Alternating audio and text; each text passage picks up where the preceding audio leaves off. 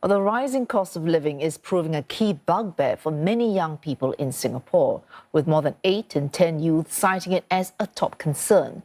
The uncertainty caused by inflation is also a stress point. All these among findings of a survey by millennial-centric news website Today. Shalin Sia with all the details. Chua Wei Yi's personal mission to be as financially savvy as possible.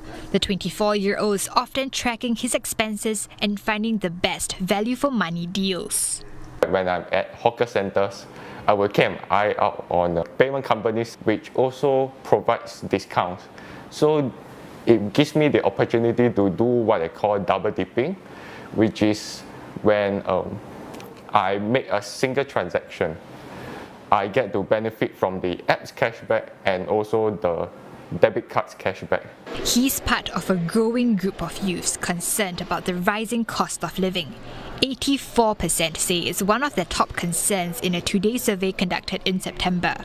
This is a survey that we do every year. We started last year. This year we focused on issues such as climate change, work-life balance, politics, and LGBTQ issues. We found that inflation and the cost of living is really top of mind for them. They also said that this is the number one thing that they want the government to focus on.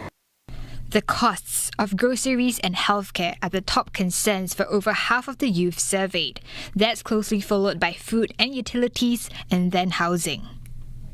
In response, the youths are cutting back on unnecessary expenses. They're also buying cheaper versions of essentials and looking for side income.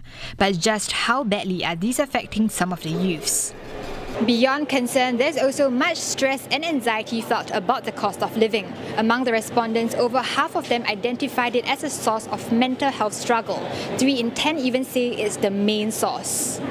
When the pandemic hit, everybody went into crisis mode, and now it's post-war and we're back to looking at the bread and butter, but we're not quite at the bread and butter level. So it's very confusing for many people where they, because of the uncertainty, look towards financial security and then lose themselves.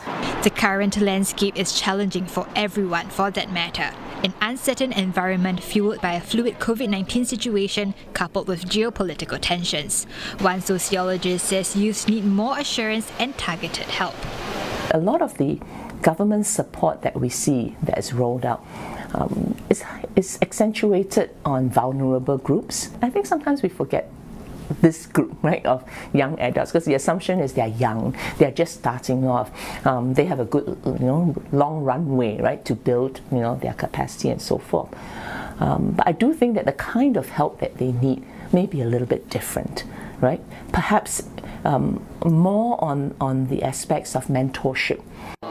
She says raising awareness is the first step. She also suggests that youths offer their feedback, such as through movements like the ongoing Forward Singapore exercise.